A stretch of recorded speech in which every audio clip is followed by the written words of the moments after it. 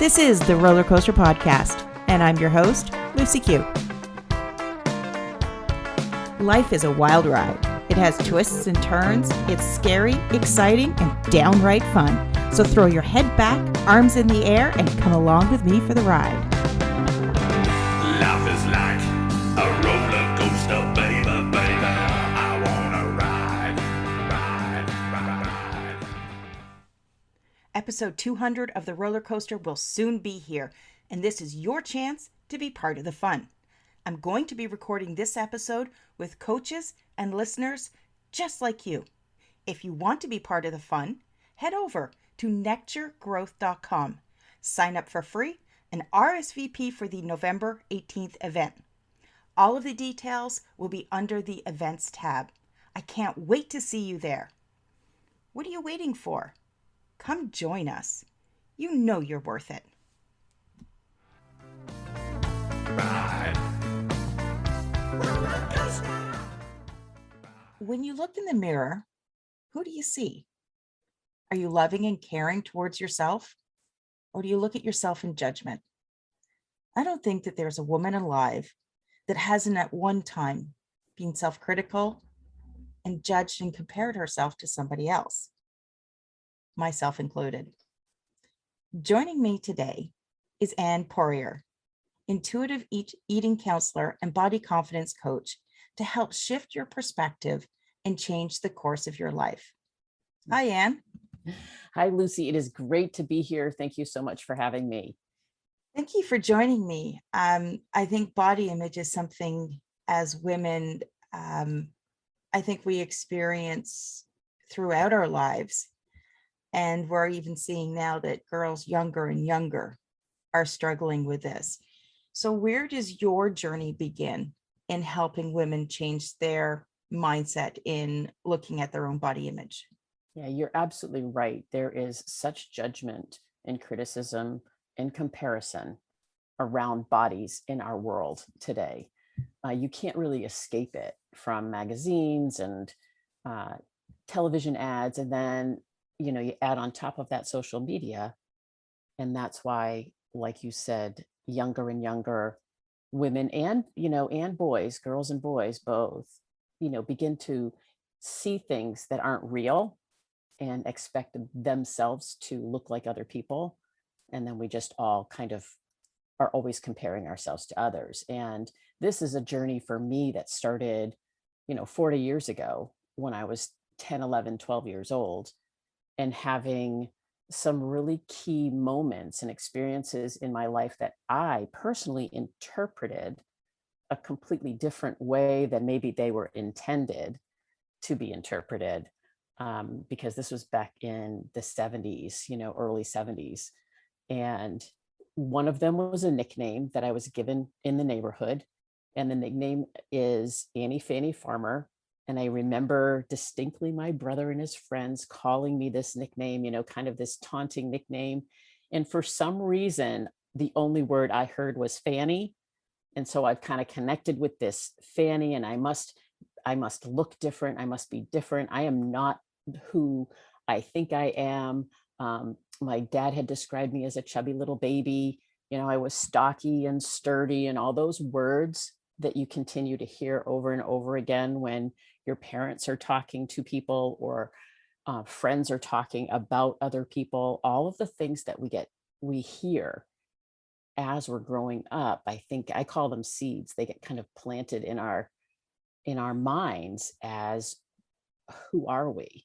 And why don't we look the way we think we should compared to everyone else, right? And so between that and then really not fitting into the clothes that all the other kids in school were wearing, and then the kind of the icing on the cake was going to the doctor for one of your physicals, getting weighed, and having the doctor tell my mom, you better watch what she's eating. She should not have any snacks. And, so you get all those messages, and we all interpret them differently. And I just kind of put them all together and it proved to myself, I must be fat. That was the word I used. That was how I felt. And with that, what's the one thing that we turn to, or where do we look when we don't feel, we don't like our bodies? We turn towards diet and exercise because that's what we've been told.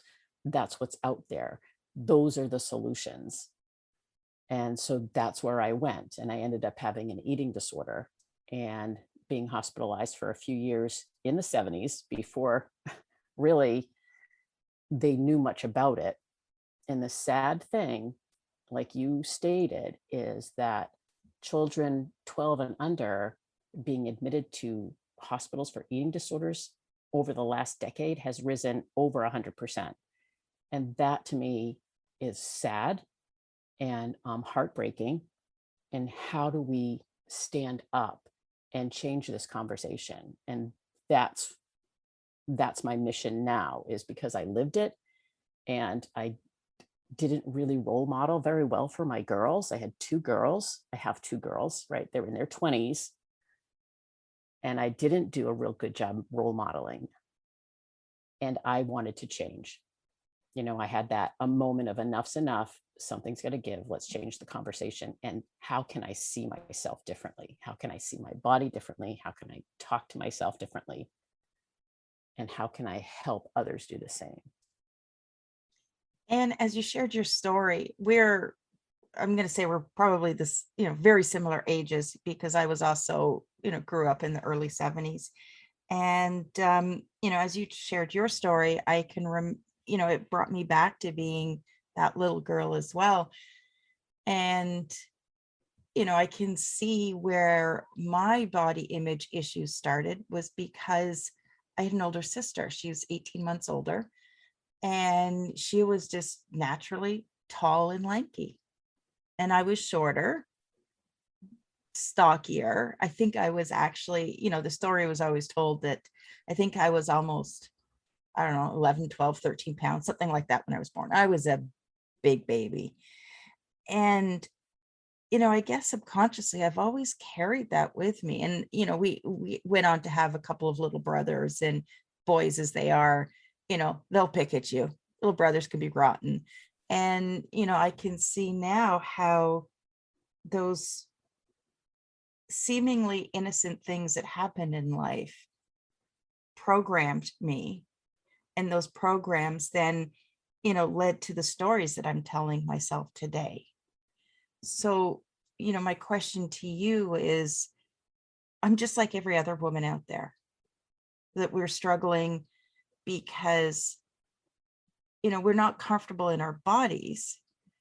And it's hard to tell, is that comfort coming from, do I need to take action and do something about my body? Or do I need to turn inwards and be more accepting of who I am today? Yeah, and it's a great question. And that's where women are. And I work with women. So women, it happens to men too. So I don't want to discount that, because they have their own areas where society kind of pushes them in certain directions. Absolutely. Right. But for women, society has really pushed an image upon us. I call it society's thin ideal. This is your ideal body, and this is what you are supposed to look like. So as women, I want to say, I read a stat a couple of years ago that like 3% of women actually have, a body that is portrayed in society and in media. And yet everyone is trying to attain a certain type of body. And I do believe that it really starts inside, because we're always looking externally to change something about us. And we're also very different, between our genetics, between our experiences, between how we've grown up, and the things we've heard and seen, the people we're around, our own culture. So there's all kinds of differences in how can we compare ourselves to others when we have a unique body type, we have a unique story within our bodies. Our bodies carry our story, right? A little bit. So there's that piece of it. And so if we can take a look inside and say, what is healthy to me? I think healthy is a word that is used Like a person that is healthy has to be this size. That's what society tells us. But you and I both know people that are healthy in larger bodies and in smaller bodies. And we know people who are unhealthy in larger bodies and smaller bodies. So, how can we define our own health, right? And then also say, okay, if I look at myself as um, always negative, always criticizing, always judging, there's kind of this subconscious almost treatment of self, right? With our inner voices, the critic is very loud. If we don't like ourselves or we look in the mirror, we go directly to the places we don't like, and our language becomes harsh, negative, and degrading. And when we set ourselves up at the, in the morning doing that, that's what our brain kind of attracts all day, versus looking at ourselves in the mirror and pausing, taking a breath, and saying, let me look at and find something I like about myself or that I'm grateful about myself. If we can be compassionate and have gratitude for our bodies and what our bodies can do for us, there is a tendency to find more gratitude and compassion throughout your day. So the voices in our head play such a significant role in how we see everything, from our bodies to our faces, to our food, to exercise, to our friends, to our work. They follow each other. So if I'm negative about myself, then I bring that energy everywhere I go. And if you think about negative energy, your head's down, you're forward folding, you're kind of closed off, versus opening up and, smiling and nice, standing tall and saying, here I am. And everybody deserves to take up worth in this world, right? So I think about this, having a seat at the table. We all deserve to have a seat at the table, regardless of size, shape, or weight. Yeah, I mean, who we are on the outside in no way reflects what's on the inside. But we see things differently, and we especially see things differently for ourselves. And I had a thought one day when I was looking in the mirror and I was getting ready to judge myself. And a thought came to mind.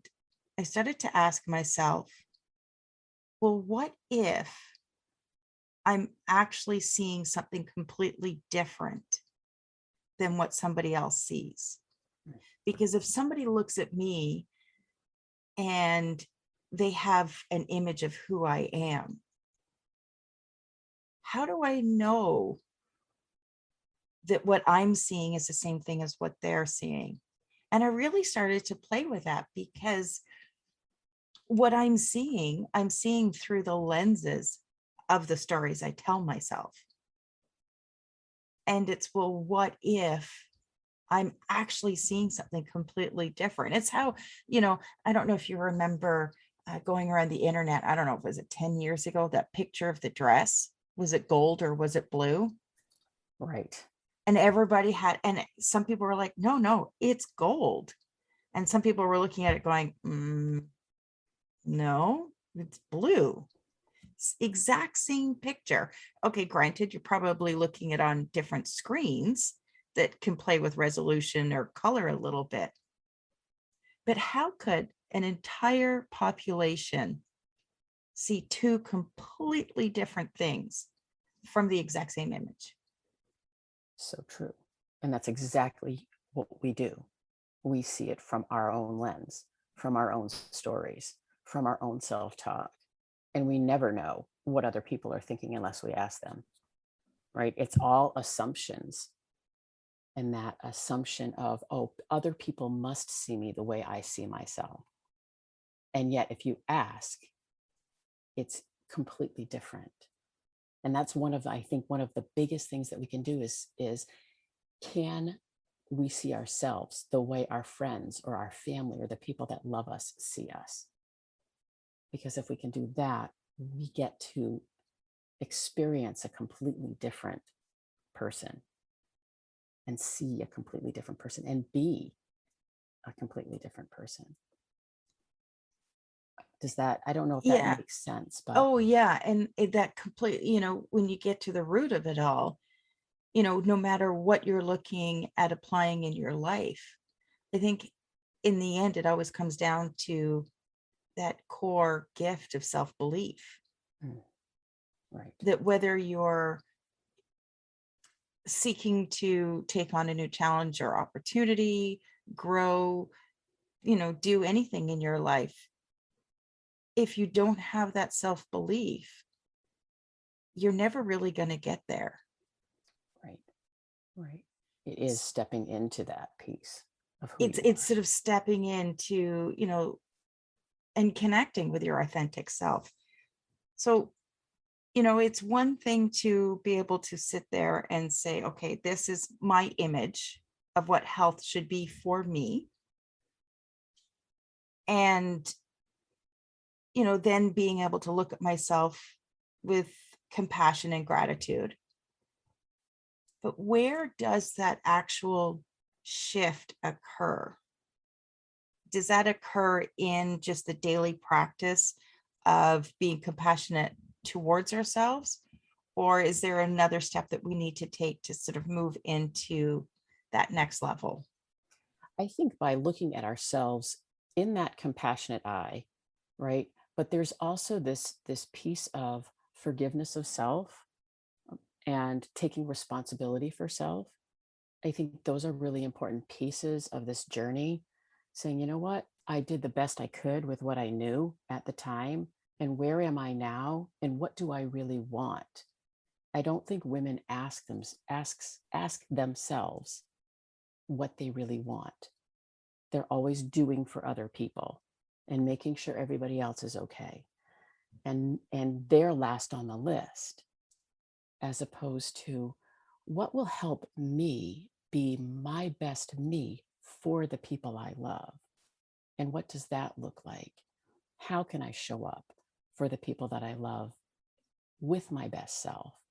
And if we're utilizing a lot of energy criticizing and judging ourselves and negative with our negative self-talk, I call it my mini me, with lots of voices and all kinds of names and a whole neighborhood in my head of this Oh, yeah. series of people. I call that the itty bitty shitty committee. Oh yeah, that's beautiful. I love that. I've heard so many names. That's a really good one. But it's true, right? We have a whole series of these negative voices that just get riled up because that's what they've always done. They have very strong pathways. And the only way to kind of counter that or make a shift is to actually make a decision and a choice to say, that's not helpful for me right now. And the fact that we can say, thanks for sharing. Thanks for sharing, because you probably helped me out in periods of time that I needed help. But now I'm realizing that it's not helping. And how can I start to develop and strengthen a completely different voice? And that's the one I call my Maxi Me. And Max, you have to teach your more positive, more compassionate, stronger inner voice different phrases, different words, and different ways of living. So the energy isn't all taken up by this beating ourselves up. It becomes less energy there and more energy towards, let me give myself the confidence, right? And the comfort in my body to step in to say yes and to do the things that will really make a difference, versus using all my energy to just beat myself up, to try harder, to do better, to be more, right? And it's a balance of trying to really be aware of that inner voice and how it affects how you walk in the world. Definitely. And can you share a little bit on what intuitive eating is? Intuitive eating, and so we touched on in the beginning, when we don't feel good in our bodies, we tend to go towards this diet restriction model, and diet culture. I kind of call it out as a brilliant business model, because it's one of the only business models that you can try and fail at, and you still go back and you go back and you go back and you go back. And how much money and time and energy have we spent, right? Trying to change ourselves. And that's external. We're looking externally. So intuitive eating is really turning inward. What does hunger feel like for me? What's comfortable fullness for me? What foods satisfy me? How do foods sit in my body? Do they give me energy, or do they make me foggy and bloated and low energy? Want to take a nap?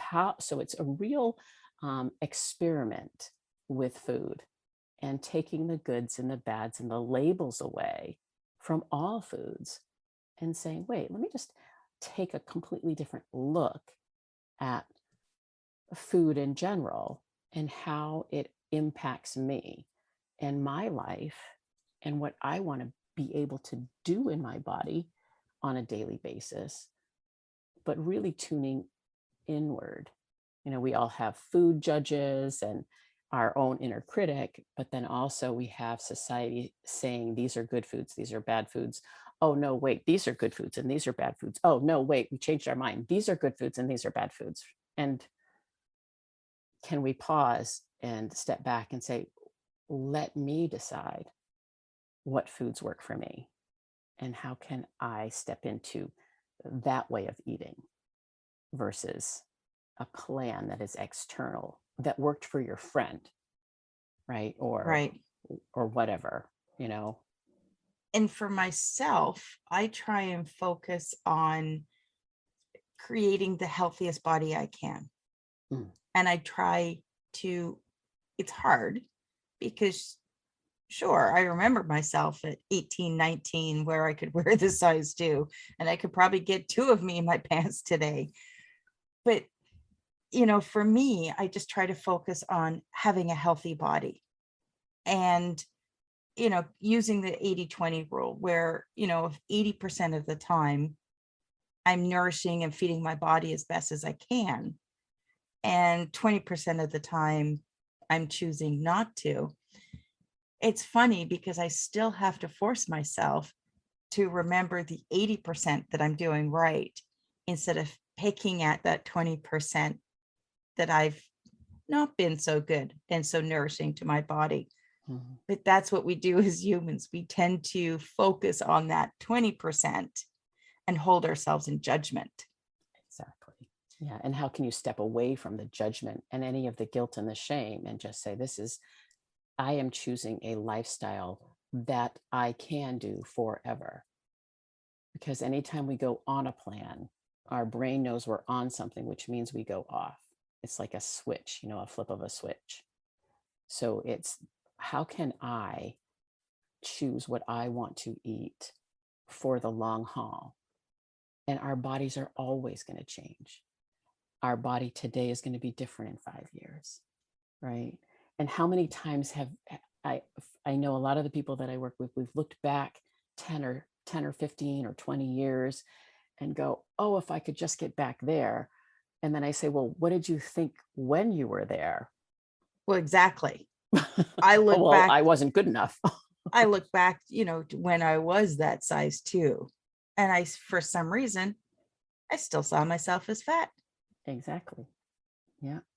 And I would have been mortified then if I would know what my body would look like today. But I was, my late teens. Today, I'm on the upswing to 50. I have 2 adult children. Yeah, sure. My life represents, my decision, my choices, my journey this far. But I also have to acknowledge all of those amazing and wonderful things that I've done. Yes.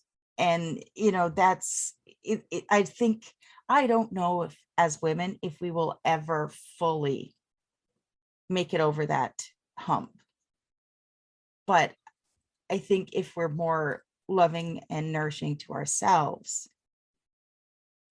half the battle is taken care of. Right. And I do believe that if we have different kinds of role models, if we can create more and more women who have children who are not dieting, who are not looking in the mirror or throwing clothes on the floor in a fit of anger, right? If we can have women who appreciate their bodies regardless of size, shape, or weight, that allows their children to see something different, right? And that's kind of this bigger goal, is how can we actually change the conversation and change our role models, because that's where a lot of our own beliefs come from, right? We talked about our stories and how we see ourselves. And if the people that we surround ourselves by feel accepting and comfortable and confident in their bodies, does that help a little bit with our next generation feeling more comfortable and confident in their bodies, and not choosing to go on diet after diet after diet with a 95% failure rate, right? Like, why? What comes to mind is the saying, "Hit me again. It feels so good when you stop." yeah, that's so true, right? Basically what we're doing to ourselves, every time we go into that, the forced diet, the insane exercise routines. Anytime we're doing that, it's a form of, being that aggressive with our bodies is a form of self-sabotage. Absolutely. And Self-punishment, and that's why self-sabotage. it Yep. just doesn't work out. Mhm. And as we wrap up, can you share how you work with women and help them, and also how people can get in touch with you? Sure. When I work with someone, it is about starting exactly where they are, where they are on this journey, how they got there, why they think the way they do. So we kind of dive deep into the belief system, right? The things that we can control are our beliefs and our behaviors. And can we take a look at, our choices and our beliefs and our behaviors and our thoughts? And then once we can start to look at those and where they're coming from and why they're there, whose voice is talking, then we can slowly kind of step back and take a bigger picture of it and change the perspective, and thus move our way. I call it up this journey of, if we have a body image continuum where we hate our bodies on one side and there's this body love on the other side, how can we just nudge ourselves slowly up this continuum towards this middle space, which I call body neutrality? But that's our kind of our journey. And so the work is just nudging our way up this continuum with, body image, but also food and eating, and also exercise and movement and play. I use that word play and movement more than exercise now. And, taking care of ourselves, and stress, and our self-talk, and all of the things that are involved, because it's not about the food. It's about so much more. So the work actually is much more comprehensive than, here, let's do this plan, this exercise plan, and this food plan. It's much more than that. So we have to kind of step back and take a much broader view of all of it. And so that's the work that I do. And I have a new book coming out in just a couple of weeks called The Body Joyful: My Journey from Self-Loathing to Self-Acceptance, which is actually this continuum. So I kind of share my story and into where I said enough's enough in this transition. And how can we come from this place and the stories that we tell ourselves and start to tell ourselves a different story and turn the page and say, okay, this is a new chapter. How am I going to live this chapter? Let me make some different choices. Although they'll be hard and they'll be uncomfortable, I am choosing to step into that versus the comfortable and familiar and staying in the same place. So people can find me right on my website at shapingperspectives.com. You can buy the book there, and you can learn more about me there. But the book is really one of those pieces of my journey that I'm very, very proud of. It was extremely healing for me, and saying, hey, you're not alone in this journey to trying to feel self-acceptance somehow. And I purposely stayed away from like body love and self-love, because I said, maybe that's the next book, because this is book. yeah, right. Because that's, that's what people are, that's the big the newest kind of trend is this body love and body positivity. And yes, that's great. But if it's so far away that you can't even fathom it, we want to be able to step closer towards it, so maybe it doesn't look so out of reach, I guess, in our minds. So if that's part of where people can start to learn a little bit more about me and the work that I do. If you're listening and you're looking at connecting with Anne, make sure you're checking out the show notes. I'm going to have all of her links in there. And Anne, thank you so much for joining me today and sharing your story. Thank you so much for having me. I greatly appreciate being able to open this conversation up to let people know that they're not alone. Thanks for listening to this episode of the Roller Coaster Podcast. Want to chat or share your ideas about today's show? Pop me an email at hello@therollercoasterpodcast.com. Don't forget to connect with me on Facebook and Instagram at The Roller Coaster Podcast. Our theme song, Roller Coaster, was performed by The Lucky Setback. Audio editing by the one and only Jeff Quigley of Quigley Creative. Life is like